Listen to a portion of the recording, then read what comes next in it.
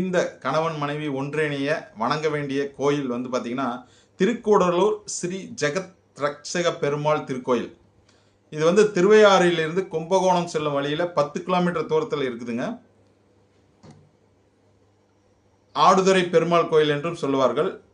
மூலவர் வந்து ஸ்ரீ ஜெகத் ரட்சகர், ஸ்ரீ பத்மாசினி தாயார் இருவருங்க. இந்த தலம் வந்து பார்த்தீங்கன்னா திருமங்கை ஆழ்வாரால் மங்களாசனம் பெற்றிருக்கிறது.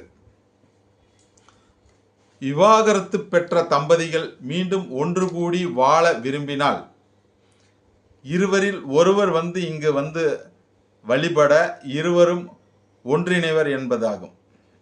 தம்பதிக்குள் ஏற்படும் எத்தகைய கருத்து வேறுபாடானாலும் உடனே வந்து இந்த கருத்தொற்றுமை ஏற்பட்டு சேர்ந்து வாழ்வார்கள் என்பது ஐதீகங்க. நிச்சயமா கணவன் மனைவி பிரச்சனையா இருக்கிறவங்க அல்லது விவாகரத்து பெற்றவர்கள் இந்த தலத்திற்கு சென்று நன்மை அடையுமாறு கேட்டுக்கொள்கிற நண்பர்களே.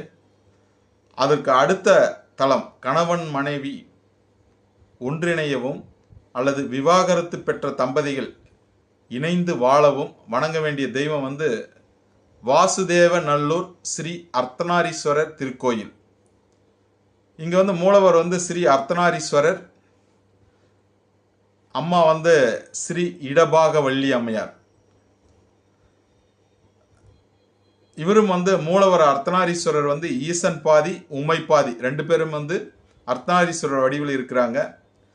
பிரிங்கி முனிவருக்கு வந்து ஈசன் பார்வதி தேவியுடன் அர்த்தநாரீஸ்வரராக காட்சி கொடுத்த தலம் தாங்க இந்த தலம் வாசுதேவ நல்லூர் ஸ்ரீ அர்த்தநாரீஸ்வரர் திருக்கோவில்.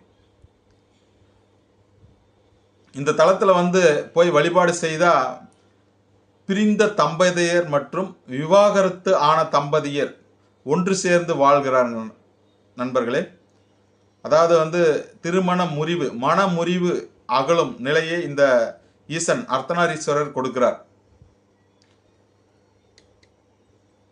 இன்னைக்குமே வந்து இந்த தலம் வந்து பிரிங்கி முனிவருக்கு வந்து ஈசன் உமை ஒரு பாகனாக காட்சி அளிக்கிறார் என்பது பாவனையாக காட்டுறாங்க. இந்த தலம் இருக்கிற இடம் வந்து புளியங்குடியிலிருந்து 6 கிலோமீட்டர் தொலைவிலும் திருநெல்வேலியிலிருந்து 63 கிலோமீட்டர் தொலைவிலும் இருக்குதுங்க.